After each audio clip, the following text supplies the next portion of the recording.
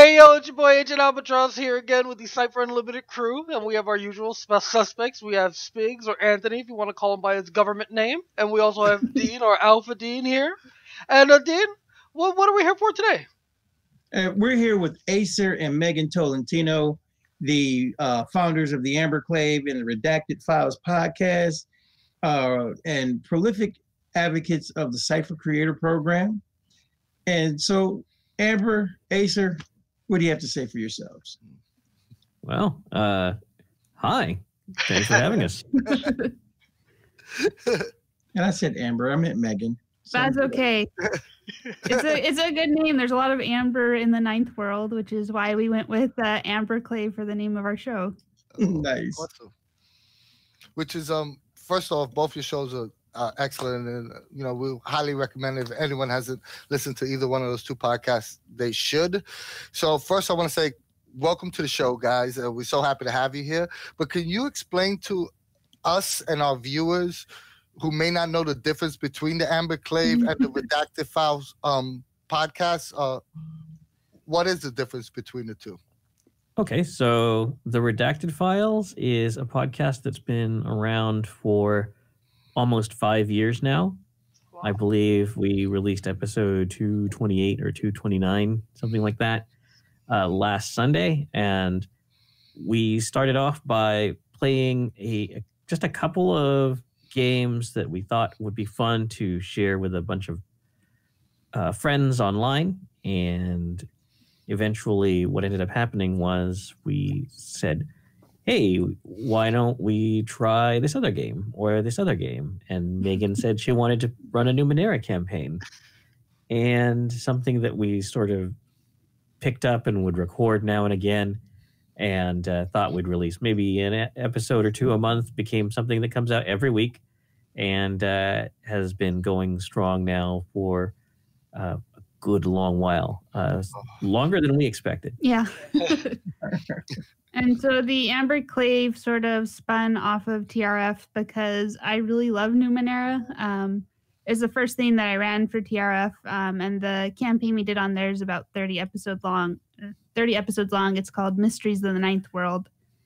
And I just wanted to just do Numenera all the time. So Amber Clave comes out every other week, and it's usually about an hour long. We keep it a little bit shorter and easier to consume that way. And we are wrapping up our first season in 2 weeks. Will be the season finale for the first one.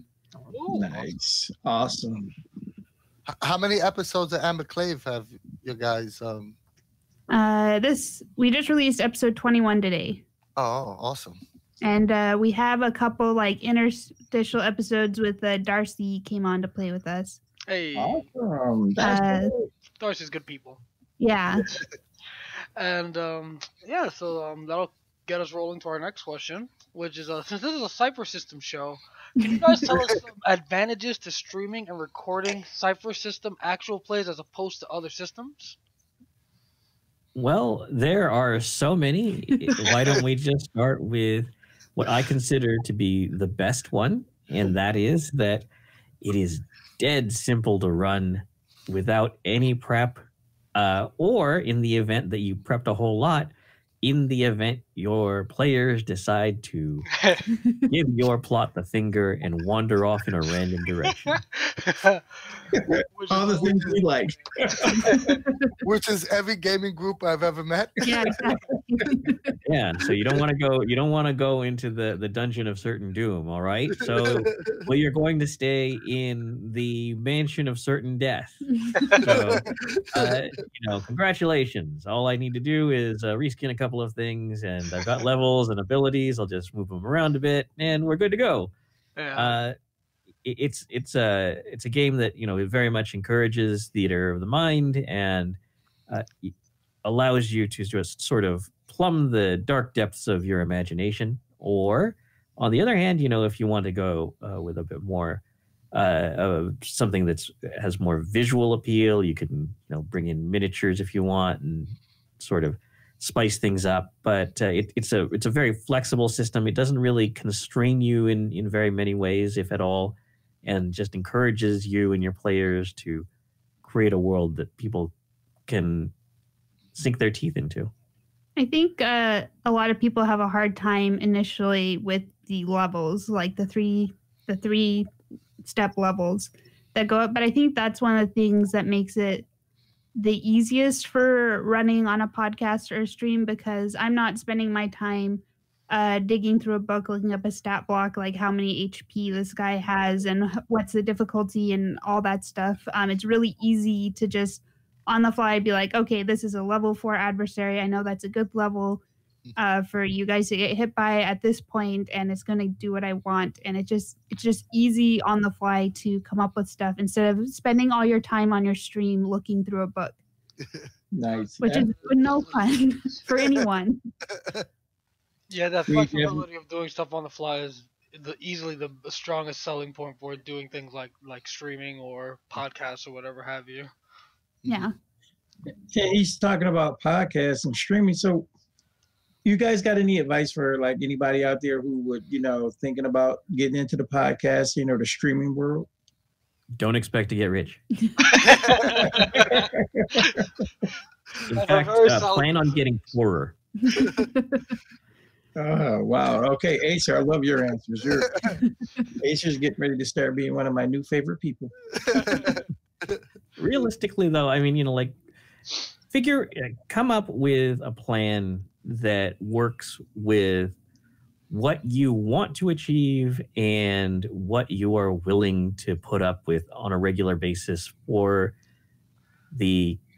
conceivably forever. Mm-hmm. Because, it's not just about coming up with an idea that you love right now. It could be the greatest idea in the world right now. But if you're not in the mindset that it's going to be something that you're going to be working on in a year from now, or who knows, if it's something that you think is going to inspire you to create something, to build on, to invest time and effort and, yes, money into, then it's something that will have a chance of succeeding. And if those two things don't intersect in a place you like, what you want to do and what you're willing to pay for it, then maybe try something else. But if those things seem like what you want to do is something that you can make happen, then by all means, this is a huge space where there's new voices appearing all the time, and everybody has something to share. And the internet is a huge place. There is somebody that wants to hear what you're doing. It's true. That is fact. Yeah. I think a lot of people, when you're releasing a podcast, it's really disappointing, to put out this new special episode that you've poured your heart into, and then you don't get huge downloads right away, and you're looking at everyone else, and you're like, I put more work than they did into this, I'm sure. But I think what's really been valuable for us is building that community with other podcasters, and reaching out to them and promoting each other, and really lifting one another up is how you bring yourself up, especially in this community where getting the word out about yourself is really difficult in a lot of ways. So if anyone wants to start a podcast, you can reach out to me anytime on Twitter or on the Cypher Unlimited Discord. I'm happy to tell you about what's worked for us and what hasn't worked for us. Or RPG Casts is a great website that collects all the different RPG podcasts out there, and Tess, who runs that, is super awesome and can help you find other people to help you with what you need as well. So you go to Megan for the positive stuff. Asa keeps it real. But definitely don't go into this planning on making money. I will agree with that. It seems like every podcast, especially RPG podcasters, they all seem so supportive of each other, and maybe that's not necessarily the case with other, podcasting communities. But from what I gathered, the tabletop RPG community, podcasting community is, they're very supportive of each other, and that's a beautiful thing.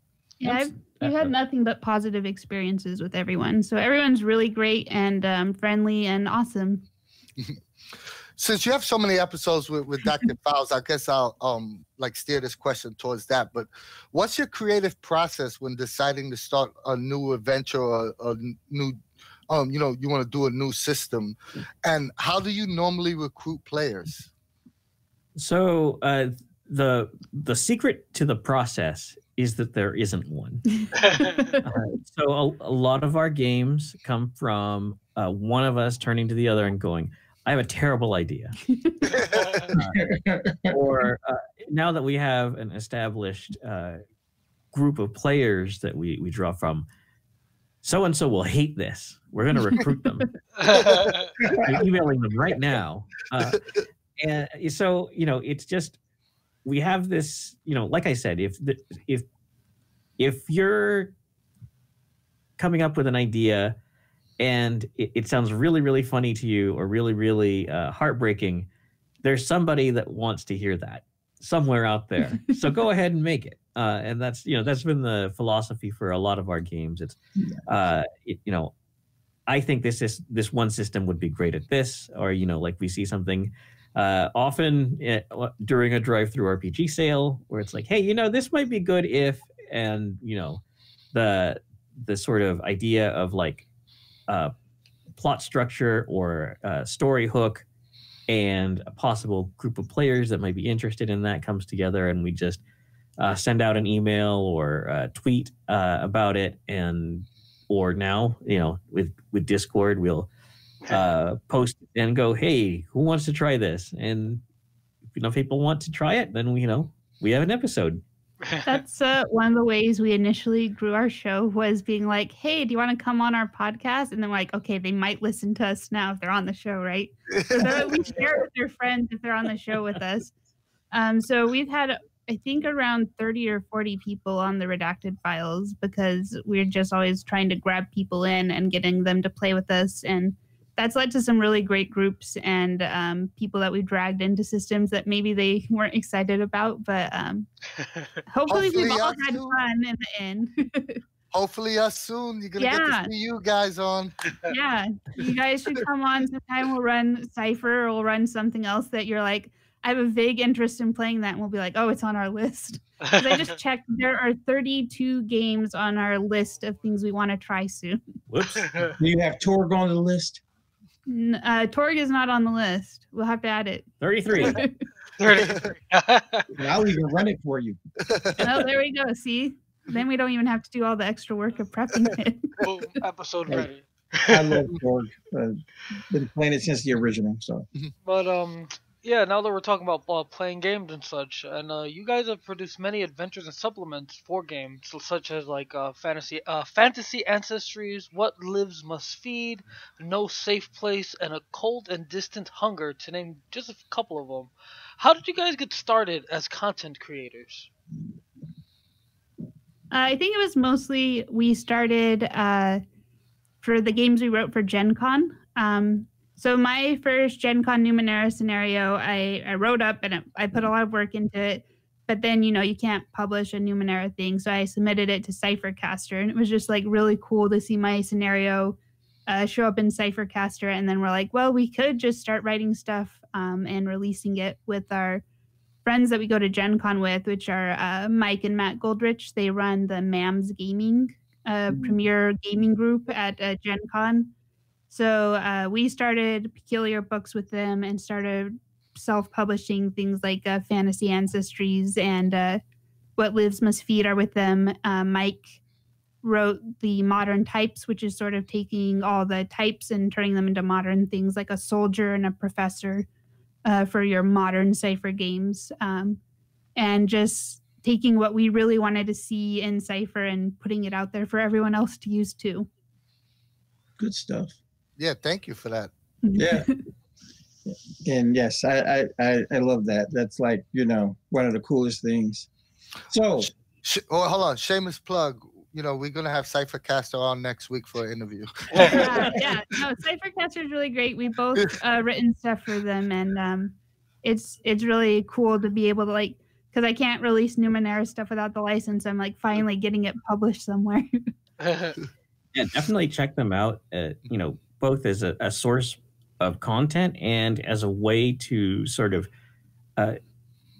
find an outlet for creating something or sharing something that you have just bottled up and you want to put out there, because they come up with some great writing prompts to sort of guide where each of their issues is going, right? Yeah. And they're just little things. They're not like, really elaborate, but they just have this like theme. And I think it's really cool because Megan created a festival for their one of their issues, and in the same one I created like a crazy carnival recursion. Oh, awesome! Nice. And so they just have like a great selection of things to because they encourage that kind of diversity of content. Yeah, we're just bad. We know those guys too. We're writing stuff for them, and we've been floundering. So, Acer and Megan, is there like a competition? Is there like a friendly competition or a not so friendly competition? Do you threaten to pull up toenails and stuff? We want the dirt. Who's the better adventure writer? I have killed more PCs than Acer. I'm going to take credit for that. Yeah, well, I run Delta Green more, so that's probably going to change soon. Yeah. But it's really not fair when you like deploy Azathoth as an adversary for a scenario. Like, there's we can't beat that. Actually, we did beat that. I think Acer's way better at grammar than I am, so he definitely fixes all my writing after I do it. And he's way better at like history than I am. I'm better maybe at like the weird ideas. As evidence in What Lives Must Feed, where there's like a killer fungus, which I'm weirdly obsessed with killer plants. I'm coming to realize. So it's not necessarily that it's a competition, but it's more a give and take. You balance each other out. Yeah, I definitely think that's true for us. Yeah, Megan has a very substantial science background, whereas I'm a humanities major, and stats was hard for me. So, it sort of works out. We both contribute to each other's writing. Most of our things have, an author, but there's also a secondary writing credit for pretty much everything because both of our voices are in everything we write. Yeah. Oh, that's awesome. That's good stuff. Since you guys have produced a lot of content on, Cypher-Creator Program, do you have any advice for viewers that would like to try to start publishing for the Cypher-Creator Program, and any advice to help them navigate the perils of DrivthruRPG? So I've done most of my work for designing layout stuff in Publisher, and I know Monty Cook gives you templates for InDesign and Word, but I think Publisher is a lot easier to manage layout stuff in than Word, especially when you're dealing with pictures.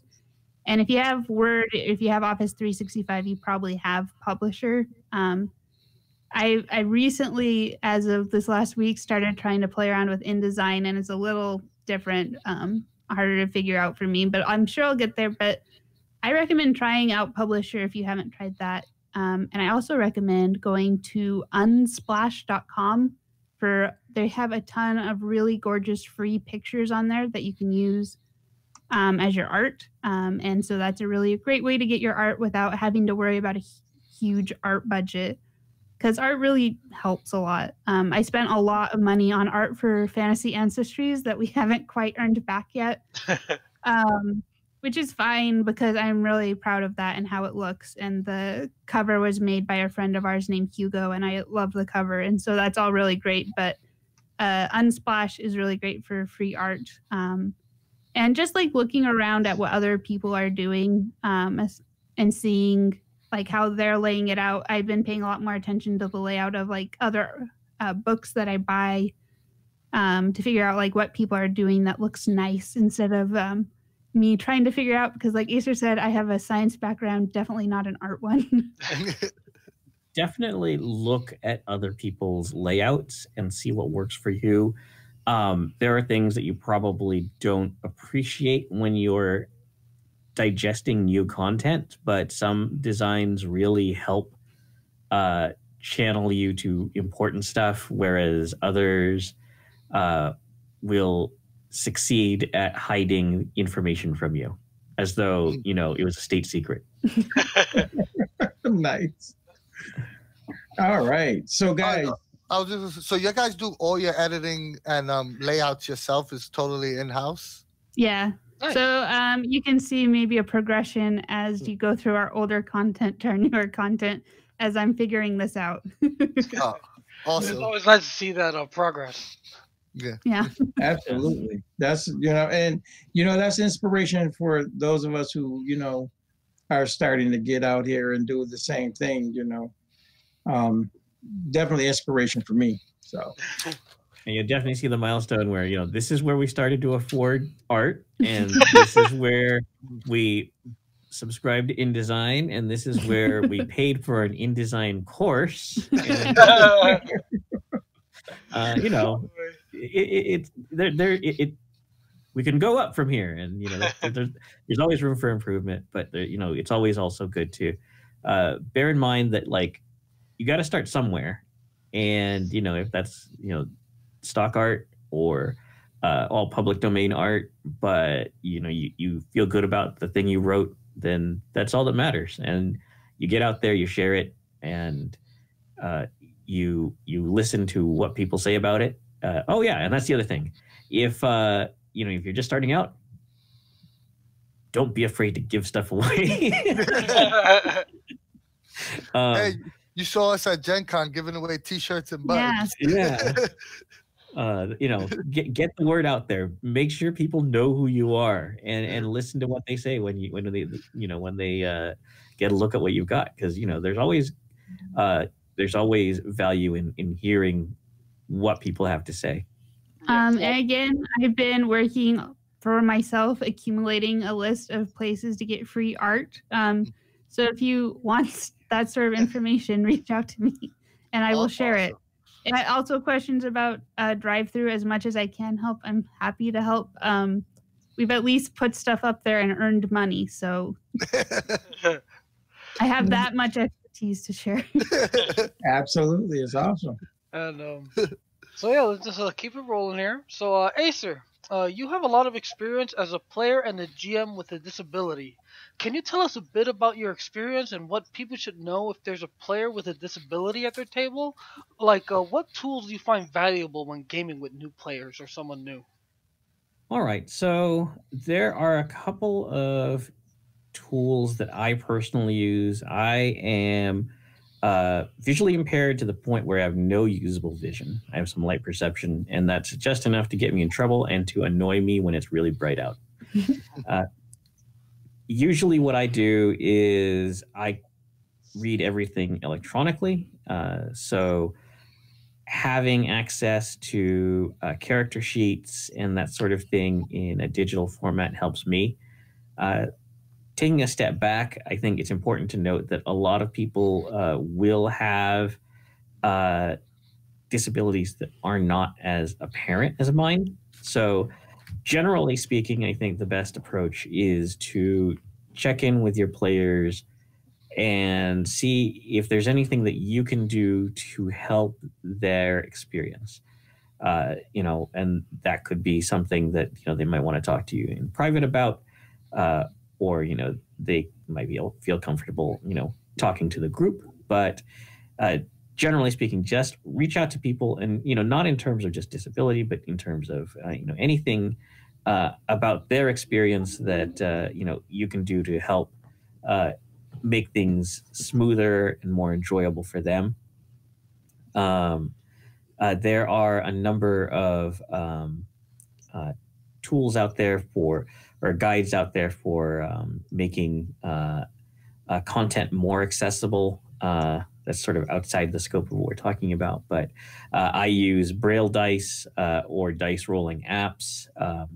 Megan actually wrote me a dice roller for a couple of games, which I was completely fine with bugging her about doing something like that for me. But there are all kinds of resources out there, reaching out to people who have this sort of experience on Twitter or social media. Reach out to me if you want, and I'll share what I've got. We have articles on theredactedfiles.com about particularly about visual impairment in gaming, but there's a huge community out there of players and GMs with disabilities who are more than happy to share their experiences. Oh, we would love to share those links as well in the description below on this video. So if we'll gladly put those in there. That would be awesome. Yeah, thank you for sharing that. Absolutely, that is pretty awesome stuff. So, Megan and Acer, it's a new year and everybody's got things that they're working on. So what do you have in store for us? I know you got to have something that, it's time to give the shameless plugs and all that good stuff. You go first, Acer. Well, let's see. We have taken our first tenuous steps into streaming on Twitch. So every other Friday, you can find the Redacted Files streaming at twitch.com/theredactedfiles. I think it's TRF Podcast. Oh, at TRF Podcast. Okay. And let's see. We did Tachyon Squadron, which is a Fate Core sort of fighter pilots in space game. And we started playing Warhammer 40K Wrath and Glory on that. So, death in the pitiless void of space. That's I guess that's the theme for our current Twitch stream. We're also continuing to crank out Redacted Files episodes. Right now we're doing Dresden Accelerated. We've got Fear Itself, Star Trek Adventures, Warhammer 40K Dark Heresy. The list goes on and on. If you don't like what's on, wait a week. And it's probably coming up. There might be something else. Amber Clave is sort of our the thing we're really, really proud of right now. It's a show that Megan puts a lot of effort into creating a world for our characters to bumble around in, and it's weird and wonderful and it's really funny. And mostly underwater for the first season. Yeah. Nice. Megan gave me gave me a volcano cipher. So Awesome. It said in the book, it says, don't do this unless you want something drastic to change in your game. I was like, I'm sure nothing bad will happen. And, I might have been wrong on that, but we'll have to find out in 2 weeks. And then we've been lucky enough to get to go to Gen Con for the last couple of years. We'll be back in 2019 with Mams Gaming. We're sort of riding their coattails so that all of our Gen Con events end up being premiere events. So we're playing. Cool. We're running Delta Green, Fall of Delta Green, Numenera and Fear Itself. And Cypher System. Oh yeah, and then our big 4-table zombie Cypher game. Oh boy. Which I'm gonna be a part of.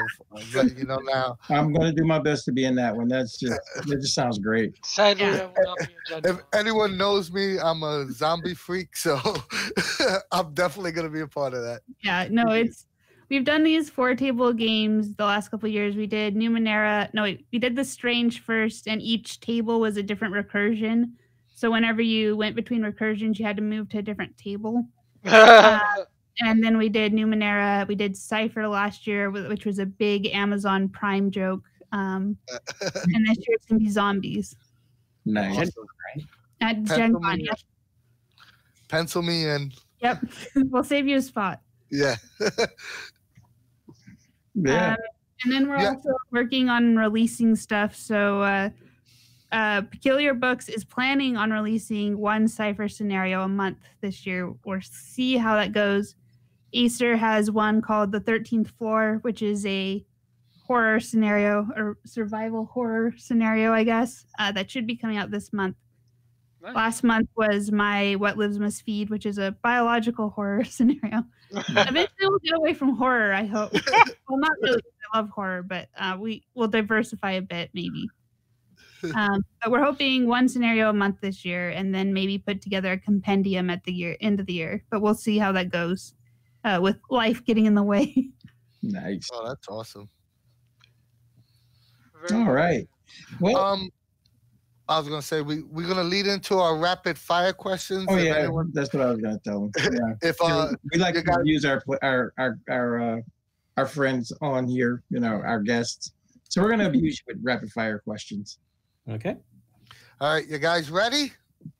go for it. Player or GM? GM. All right, so pull punches or go for that TPK. TPK. Pull punches. Online gaming or in person? Online, it's just easier. Yeah. Well, now I'm gonna go in person. Announce the difficulty number or keep it secret? Secret. Secret. So salty or sweet snacks at the gaming table? Salty. RP, combat, or a good mix of both? You need a mix. I like RP. Oh, PDFs or physical books? PDFs. You see the bookshelf. But yeah, I like physical books. It's really weird, actually. I can't use them, but I buy them. I buy a lot. Take my money, please. Yeah, I mean, what's the best way for me to give you more money? I want this thing. All I right, want so this to be established setting or new experience? new experience. Established setting, maybe. It's hard. Well, I figured since you guys were a married couple, you'll have a lot of the same answers, but I've been totally wrong on this. so I have a caveat. Established setting if I get to break it. Yeah. Yes, you're man after my own heart. Pre-written adventures or originals? Originals. Originals. Nice. Makes Yeah. sense. All right. All right. So, yeah. That was our rapid fire question, our rapid fire round. Just want to say thanks a lot for coming on the show. It's been a lot of fun. It's been informative. Shameless plug, Megan and I and Ganja Gaming are working together on a project. Hopefully that is going to be out soonish. We're going to get it done. But I will definitely be picking you guys' brains more because I'm trying to get out here in this market as well. I'm going to try to kick Spigs in the hind parts and get him motivated because he's got a lot of great stuff, a lot of great ideas. Al, same thing, but I'm a longshoreman by trade. I run the operations department, so I need serious editing work, but the ideas are there. But yeah, thank you so much for being on the show and having a little chat with us. And before we head out, if anyone who's watching wants to reach out to you guys, see what you guys got going, where would be the best place to reach out to you? Twitter, Facebook, so on and so forth. Twitter's probably the best. I'm on Twitter at Curium247, or we have the podcast at TRF Podcast or at Amber Clave. I'm also on the Discord. I believe I'm just at Megan on the Discord. So you can find me there. I will respond there as well. And the easiest place to get to me is probably Twitter at Aser, ASER _ Tolentino. I do try to respond within 24 hours. Sometimes I succeed. Nice. We're definitely going to add, because I know you guys also have a YouTube channel. We're gonna add links to the redacted files. We're gonna add links to Amber Clave. For everyone listening, please check these people out. I mean, I can't tell you how awesome they are. Not only are they great people, but they produce awesome content. And we want to shout on the mountaintops, check these creative people out because, they're wonderful people and it's well worth it. Well, and you'll be hearing these guys on there soon, too. So. Yeah. Fantasy Ancestries, I'm going to put another plug out there for that one. That is one of my favorite things that I have thought creator content-wise. It is, not only is it good work, but it's inspiring. If you are a creative person, truly take a look at it. Megan and Acer have done some great, phenomenal work with that one. That's good stuff. Thank you so much. Thank you very much. That was a lot of work that I poured a lot of my obsession with fantasy books into. And I'm really glad to hear people using it, and because I think flavors are one of the best thing about Cypher-Core, and I really wish they were going to put it in Numenera. I asked Monty Cook about that when we interviewed him once, and he said no, and I was like, oh shoot. But I think they're amazing, and everyone should try them out.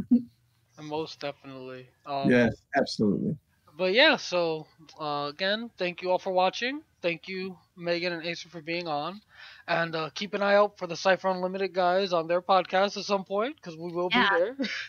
And from us at the CU, we will see you later. Bye, guys. Bye. Bye.